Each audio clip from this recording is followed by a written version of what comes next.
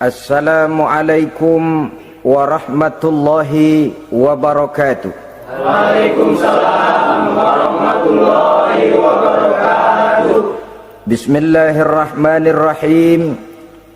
Alhamdulillahi rabbil alamin. Wassalatu wassalamu ala ashrafil anbiya'i wal mursalin Sayyidina wa maulana Muhammadin wa ala alihi wa ashabihil mujahidin at-tahirin, amma ba'du. Saudara-saudara, kita maklum bahwa solat merupakan sarana yang paling efektif untuk mendekatkan manusia kepada Allah. Makin dekat manusia dengan Allah, makin tidak senang iblis dan setan. Karena itu segala macam cara mereka berusaha mengaduk-ngaduk solat kita. Dan sesungguhnya jikalau kita mengerjakan sholat, itu kan targetnya cuma dua. Pertama, agar sholat kita itu sah. Yang kedua, agar sholat kita itu qabul, yakni diterima oleh Allah. Kalau soal sah dan tidak, ukurannya gampang. Saya kalau ditanya orang, Pak, sholat saya sah atau tidak, saya bisa jawab, saudara, sholatnya syarat rukunnya cukup apa tidak? Cukup, sah. Itu kalau perkara sah. Tapi kalau sudah perkara qabul, Pak, sholat saya diterima atau tidak oleh Allah, ini saya tidak bisa jawab. Kenapa? Soal qabul mencakup masalah batin. Cuma ukuran logikanya, kalau syarat rukun cukup, insya Allah qabul. Saudara-saudara kaum muslimin rahimakumullah. Oleh karenanya pada saat kita sholat, iblis, setan datang dari segala macam penjuru supaya kita kehilangan rasa khusyuk. Apalagi kalau kita jadi imam yang gerak kita, bacaan kita dilihat, didengar, disaksikan oleh orang banyak. Digodanya gerakan kita, dibolak-baliknya hati kita, supaya di dalam sholat itu banyak yang kita ingat, hal-hal yang tidak ada hubungannya dengan sholat. Kadang-kadang belum sholat kita ribut nyari pulpen, nggak ketemu, begitu takbir ingat pulpen di atas lemari, mulai goncang lagi niat kita sholat. Kadang-kadang kalau hati tidak bisa dipermainkan, iblis berbisik lagi, gerakan kita dalam sholat tidak mencerminkan kekhusyuan. Kalau gerak juga ternyata masih bisa khusyuk, bacaan kita dibuatnya kita seperti dikejar-kejar waktu. Sholat isya misalnya dengan cara kilat khusus, super singkat. Saya katakan tadi, apalagi kalau kita jadi imam, iblis mudah mendatangkan penyakit riya. Karena mengimami orang banyak, lalu supaya dikira alim, dibuatlah sholatnya itu mantep-mantep. Surahnya dicari yang panjang-panjang, paling pendek sabihis sama wadduha. Tapi kalau sudah sholat sendirian, cukup inna a'toinakal kausar sama kul huwallahu ahad. Kayaknya khusyuk bukan main. Kalau imam, bahasanya dipaseh-pasehin kayak orang 16 tahun di Mekah. Usolli fardwal maghribi salasa raka'atin. Saudara-saudara kaum muslimin yang berbahagia, oleh karena sholat merupakan sarana yang paling efektif untuk mendekatkan diri dengan Allah, maka orang yang khusyuk di dalam sholatnya merupakan musuh utama daripada iblis. Sekarang bagaimana bisa khusyuk? Caranya, kalau khusyuk 100%, rasa-rasanya sulit. Untuk sampai ke arah sana orang memerlukan tahapan. Kepada Imam Ali karramallahu wajhah, baginda Nabi pernah memberikan satu tes.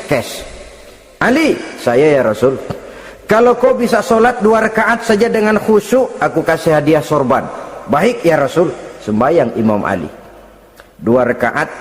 Selesai sholat, assalamualaikum, wassalamualaikum. Rasul bertanya, yang mana sorbannya li?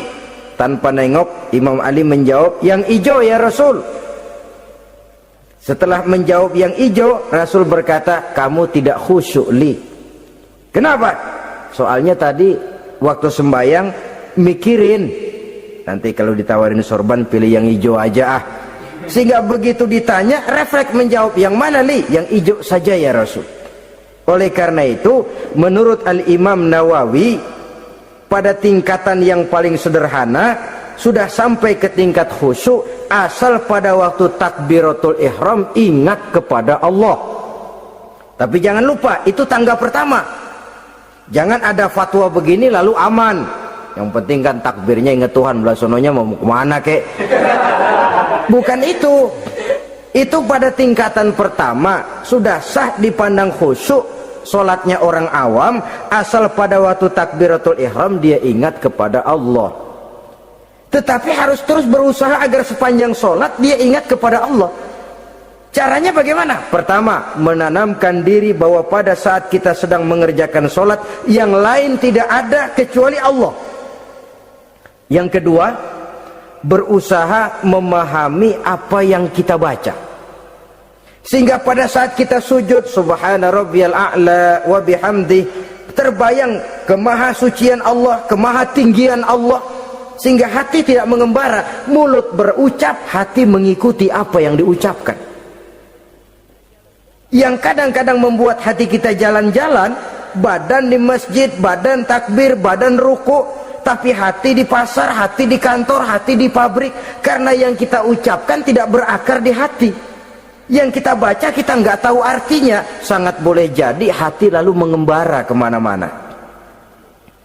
Jadi untuk menopang kekhusyuan ini, cara yang paling efektif, pertama, tidak ada yang lain pada waktu kita sholat kecuali Allah. Yang kedua, berusaha memahami apa yang kita baca. Dikala kita sujud dikala kita duduk di antara dua sujud, Rabbighfirli, ya Allah ampuni dosa saya, warhamni, kasihani saya, dan selanjutnya. Mulut membaca, hati mengikuti. Dengan mengikuti, hati tidak terlalu mengembara, ada tempat dia kembali. Saudara-saudara kaum muslimin rahimakumullah. Itu yang kelima. Yang keenam, yang menjadi musuh iblis, mukminun nasih, orang mukmin yang suka memberikan nasihat, orang mukmin yang suka memberikan petunjuk, termasuk juru-juru dakwah, para muballigh, itu merupakan musuh utama iblis. Kenapa? Tiap hari iblis kampanye, tiap hari iblis mengajak dengan segala macam cara yang kalau perlu dia berikan kamuflase, dia berikan fata morgana. Kalau perlu yang haram dia bungkus dengan merek halal. Kalau perlu kejahatan dia bungkus dengan baju kebajikan. Istilahnya racun diberi merek madu. Dan itu wajar. Cuma kita tentu harus punya filter, daya saring positif agar tidak salah pilih. Karena iblis ini pintar betul. Kalau kita khusyuk dalam sholat, dia tanamkan kepada kita misalnya seperti tadi itu. Sholatmu memang hebat, khusyuk. Di kampung ini tidak ada orang yang sholatnya seperti kamu. Tertanam itu dalam hati kita, timbul ujub. Akhirnya, iya, gue lihat-lihat di kampung sini kagak ada yang sembayangi kayak gua. Nah, sudah masuk iblis. Jadi dia pandai mengikuti gerak hati dan irama denyut jantung manusia ini. Kemana kecenderungan manusia, ke situ dia masuk. Pendeknya iblis itu ibarat tukang joget, dia ngerti bener irama kendang. Saudara-saudara kaum muslimin rahimakumullah. Termasuk juru-juru dakwah, para mubaligh, orang yang suka memberikan nasihat ini. Mereka memberikan filter kepada umat, kepada jamaah, jangan sampai salah pilih. Dan iblis menyesatkan kita supaya kita salah pilih. Satu contoh ringan. Kalau di depan saudara ada 2 buah gelas, yang segelas isinya jamu, yang segelas sirup, kira-kira saudara minum yang mana? Jamu. Jamu apa sirup? Jamu. Sirup apa jamu? Jamu. Orang yang pikirannya panjang, dia pasti minum jamu. Pahit memang, getir memang, tapi besok badan sehat, tenaga kuat, gairah kerja ada, kreativitas timbul, semangat menghadapi kehidupan tumbuh. Orang mukmin, orang yang berpandangan jauh ke depan, pandangannya panjang. Panjang kemana? Tidak cuma ke dunia, sampai juga dia memandang ke alam barzakh, ke akhirat. Sholat itu jamu, pahit. Ngaji, hadir di majelis taklim itu jamu, pahit. Sedekah, jamu, pahit. Mengeluarkan uang untuk kepentingan orang lain, enak aja minta sumbangan, datang-datang yang nyari peres keringat banding tulang gue, lu datang-datang mau minta. Yang enak ngumpulin harta lalu bakhil bin pelit alias medit. Itu jamu. Saudara hadirin yang saya muliakan, sedekah jamu pahit, puasa jamu pahit, jihad jamu pahit. Tapi nanti begitu kita meninggalkan dunia, masuk ke alam barzakh, apalagi pindah ke akhirat, baru terasa, aduh nikmatnya dulu kemarin itu minum jamu, sekarang badan sehat, tenaga kuat, kerja semangat. Nikmatnya dulu saya waktu di dunia sholat, rajin ngaji, suka sodako, suka menolong orang. Sekarang terasa manfaatnya begitu saya berada di alam barzakh, apalagi sudah dibangkitkan di padang mahsyar di akhirat nanti, terasa seluruh kebajikan yang saya kerjakan. Nah, orang yang berpikir jangka pendek cuma ngelihat yang ada di depan hidungnya saja. Ngapain minum jamu getir, sirup nih manis, dia minum, dia ambil sirup minum, manis memang pada waktu minum, tapi besok bibir jontor. Meninggalkan perintah Allah, sirup itu manis. Tidak sholat, manis. Tidak bayar zakat, sirup manis. Tidak mau puasa, sirup manis. Manis sekarang. Tapi nanti besok begitu masuk ke alam barzakh, begitu dibangkitkan di padang mahsyar di akhirat nanti, merintih kita menahan penyesalan yang sudah tidak ada artinya lagi. Sampai-sampai penduduk mahsyar itu ada yang berkata, diceritakan dalam Quran, ya laitani kuntu turaba, wahai celaka, kenapa kita nggak jadi tanah saja. Menyesali kejadiannya. Andai kata mereka bisa kembali ke hidup di dunia lagi, mereka akan minta kejadian yang kedua untuk berbuat baik. Tapi tentu sudah penyesalan yang tidak ada gunanya lagi. Maka saudara-saudara, emang cuman jalan duluan kecebur di sumur yang nyesel duluan. Ada orang jalan, yang paling depan kecebur di sumur, itu tuh gue nyesel duluan katanya. Nyesel duluan. Yang lain mesti nyeselnya belakangan. Saudara hadirin yang saya muliakan, nah, orang yang suka memberikan nasihat kepada orang lain dimusuhi iblis. Kenapa? Tentu nasihat yang membawa kebaikan. Iblis nggak senang betul itu. Kita nasihatin teman, udah berhenti dah, jangan pada mabok lagi. Iblis gergetan bener. Ini orang dilarang lagi. Kita nasihati teman, udah jangan masang-masang lagi dah, nggak bakalan kena, dikebohongin. Nggak ada orang jadi kaya masang judi, bangkrut malah lo. Ini kan termasuk tipu daya iblis, judi dinamain sumbangan. Itu sama saja itu, madu, racun mereknya madu. Judi dinamain sumbangan. Kalau Kang Beca pada nyumbang. Kayak orang kaya lagunya.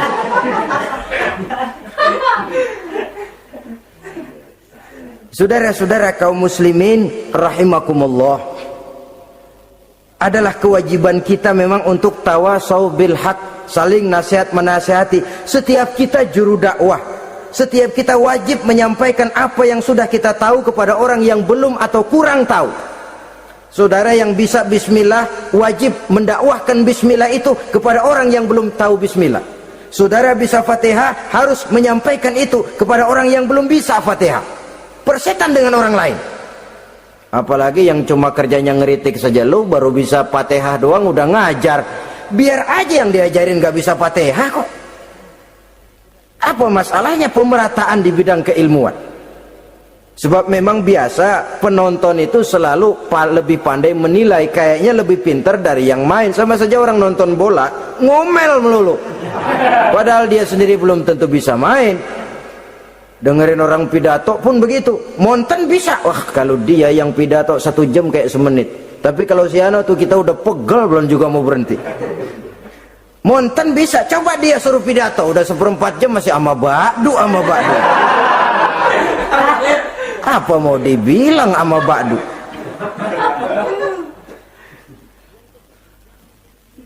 Yang ketujuh, yang menjadi musuhnya iblis, taibun sabitun ala taubatihi, orang yang bertaubat dan tetap di atas taubatnya. Secara jujur, tidak ada manusia yang tidak punya salah, dan orang yang baik memang bukan orang yang tidak punya salah, karena tidak ada orang yang tidak punya salah. Orang yang baik adalah orang yang apabila melakukan kesalahan dia segera sadar, dijadikannya itu sebagai pelajaran untuk tidak diulanginya lagi pada masa yang akan datang. Biasanya kita menghakimi orang pintar, kita nggak merasa bahwa kita juga punya kesalahan. Kalau kita ngelihat maling ayam kita teriak, padahal kita nyolong kambing. Lebih besar dari si maling ayam, merasa diri lebih benar dari yang lain, padahal kita lebih kotor dan lebih jelek. Hilang sifat introspeksinya. Yang kita musuhi, yang kita caci maki, tahu-tahu kita sendiri yang melakukannya. Saudara-saudara kaum muslimin, orang yang bertaubat dan tetap dalam taubatnya stabil, itu musuh iblis. Apa ada orang yang taubatnya nggak tetap? Ada, yang istilah kita taubat sambal namanya. Kalau dia makan sambal kepedesan, taubat makan sambal. Besok mau makan kagak ada sambal, ngomel. Mana sambal? Kemarin udah taubat, sekarang mana sambal? Ini taubat yang namanya taubat sambal. Istighfar, habis istighfar nyolong lagi, istighfar lagi, besok nyolong lagi, istighfar lagi. Itu taubat yang tidak tetap namanya. Allah Maha Pengasih dan Penyayang dengan segala kebesarannya. Ia akan memaafkan segala perbuatan yang bersifat salah dari hamba-hambanya. Cuma manusia kadang-kadang yang tidak mau memaafkan dirinya sendiri. Amat dungu manusia macam ini, membiarkan dirinya hanyut berlarut dalam lembah dosa, sementara dia diberikan umur tidak digunakannya untuk bertaubat. Innallaha yaqbalu taubatal abdi ma lam yugharghir. Allah senantiasa akan menerima taubat seorang hamba sepanjang nafasnya belum sampai di tenggorokan. Kalau nafas sudah sampai di tenggorokan baru berniat taubat, kasib terlambat.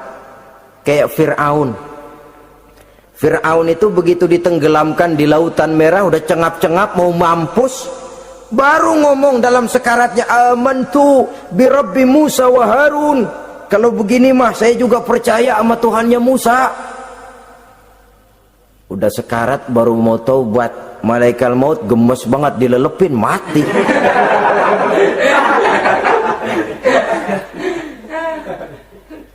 Nah, kepada adik-adik remaja biasanya kalau sudah bicara taubat, pikiran kita, taubat mah urusan 70 tahun ke atas, kita masih lama ini. Sebenarnya tidak. Masalah taubat adalah masalah salah dan dosa. Masalah salah dan dosa adalah masalah manusia. Sejak dia akil balik sampai ajal datang merenggut nyawa. Hidup ini tidak selalu berjalan mulus. Hidup ini tidak selalu berjalan di atas kertas putih.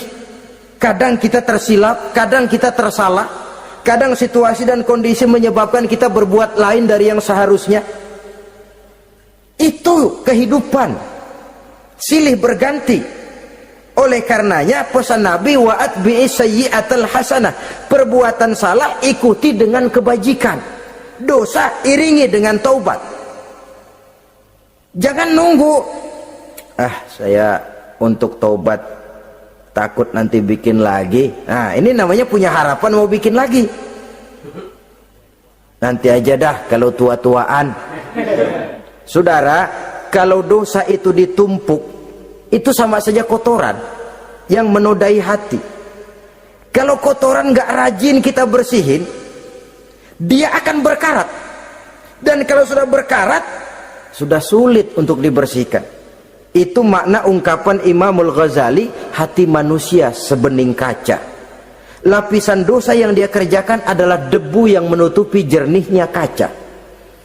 Orang yang bersih dari dosa, dekat dengan Allah, hatinya jernih seperti kaca.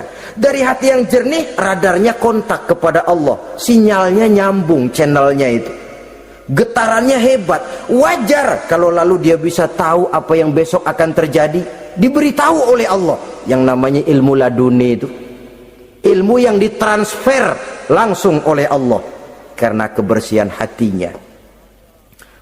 Mana ada orang nggak belajar bisa pinter? Iya, kalau hatinya butek emang nggak ada.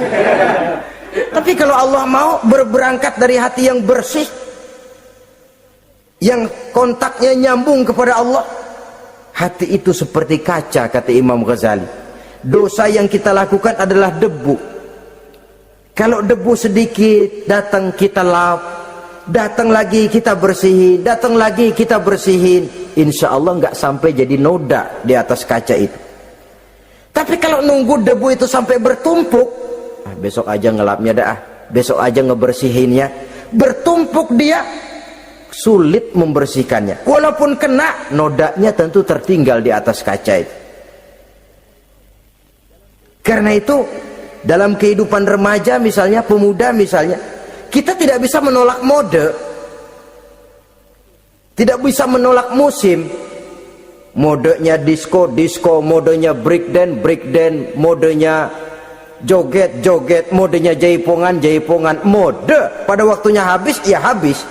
Tapi bagaimanapun dia akan punya dampak, memberikan bekas dalam membentuk kepribadian. Dan ini efek yang tidak kita inginkan. Efeknya, bukan modenya itu.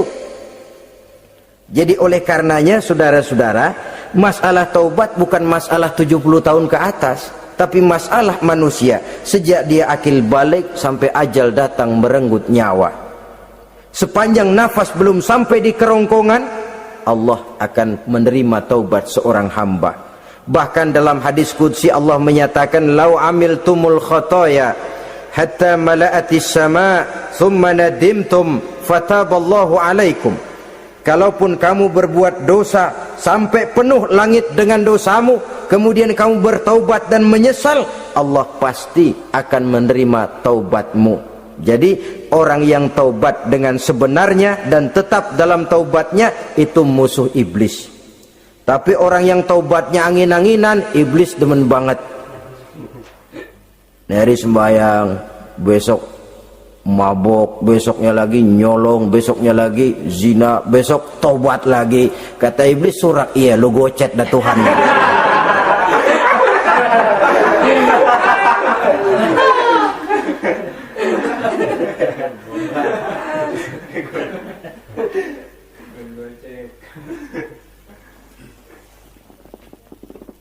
Selanjutnya yang ke-8, musuh iblis, musuh setan, mukminun yudawi mu'alat taharah. Orang mukmin yang membiasakan diri selalu dalam keadaan bersuci, baik dari hadas kecil, lebih-lebih dari hadas besar. Wudu utamanya memang untuk sholat, tapi membiasakan wudu dalam kehidupan sangat baik sekali. Mau ke kantor wudu dulu, mau ke pasar wudu dulu, mau ngajar wudu dulu. Apa sebabnya? Karena dalam keadaan suci, orang ada sikap memelihara kesuciannya. Kalau kita naik PPD pagi-pagi gelantungan, kalau punya wudhu, hati-hati, kesenggol perempuan juga sayang sama wudhu. Tapi kalau nggak punya wudhu, jangan kesenggol, kita nyeruduk. Ada semacam sikap apik di dalam kehidupan ini. Karena itu biasakan wudhu untuk menjaga kebersihan diri, kebersihan zahir, kebersihan batin, belum lagi kemanfaatan di akhirat. Sebab kata Nabi, inna ummati ya'tuna yaumal qiyamah ghurran muhajjalin min asaril wudu. Umatku di akhirat nanti akan datang menghadap Allah dengan muka berseri-seri, bersinar-sinar dari sebab sering wudu. Sehingga tidak usah mengaku pun Rasul akan memanggil karena muka yang sering tersentuh air wudu ini. Mu'minun yudawimu alat toharah. Orang mukmin yang selalu membiasakan diri berada dalam keadaan suci, berwudu. Kita lihat ajaran wudu ya. Dari sejak bacaan-bacaannya saja itu sudah membawa manfaat. Lalu dari segi bahwa kita manusia sering tersilap melakukan dosa-dosa kecil. Dosa-dosa kecil itu oleh air wudhu dia rontok. Tangan kita suka colak-colek pada saat membasuh dua tangan. Allahumma inni as'alukal yumna wal barakah wa a'udzubika minasyu'mi wal halakah. Dosa yang ada di tangan itu rontok. Mata kita suka pelatat-pelotot, nggak karu-karuan pada saat membasuh muka. Nawaitu raf'al hadasil asghar. Dosa yang ada di mata rontok. Dari segi pembersihan batin. Belum lagi dari segi pembersihan zahir. Sehari semalam kalau 5 kali saja kita terkena air wudhu, itu sudah menjaga kesehatan dan kebersihan.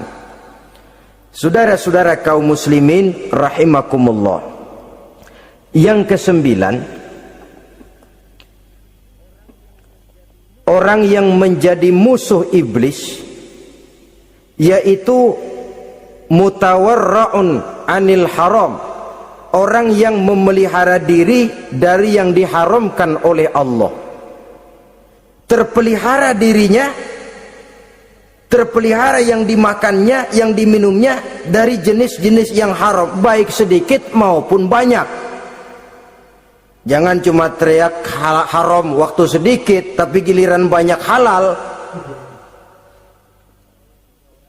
Sama saja orang dikasih tahu, itu ada cerita anak-anak, Pak Haji punya anak main judi, dikasih tahu, Pak, anak bapak main judi, astagfirullah katanya. Tapi menang Pak, alhamdulillah.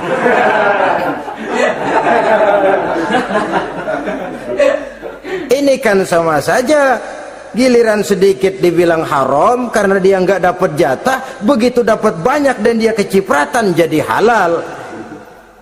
Yang sedikit haram, banyaknya pun juga haram. Yang banyaknya haram, sedikitnya juga haram. Ada orang bilang minuman keras kalau nggak mabokkan nggak haram. Yang memabokkan banyaknya, sedikitnya tetap saja haram.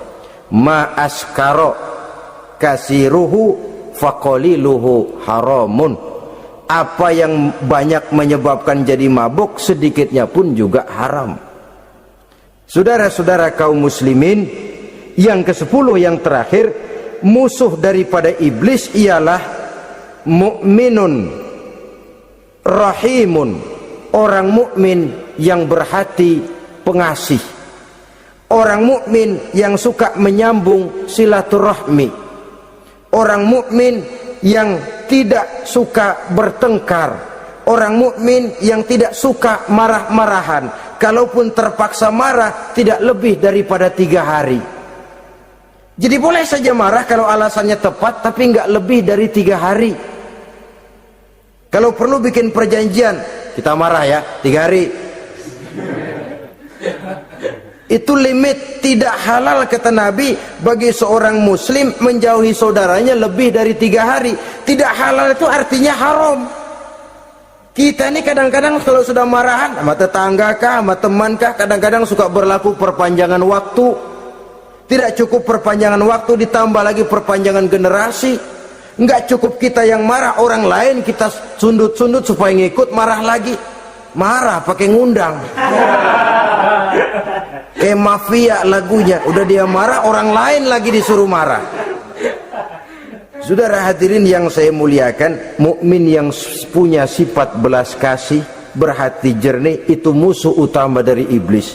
Tapi mukmin yang suka marah-marahan, tukang hasut dan tukang bakar, itu teman-teman iblis.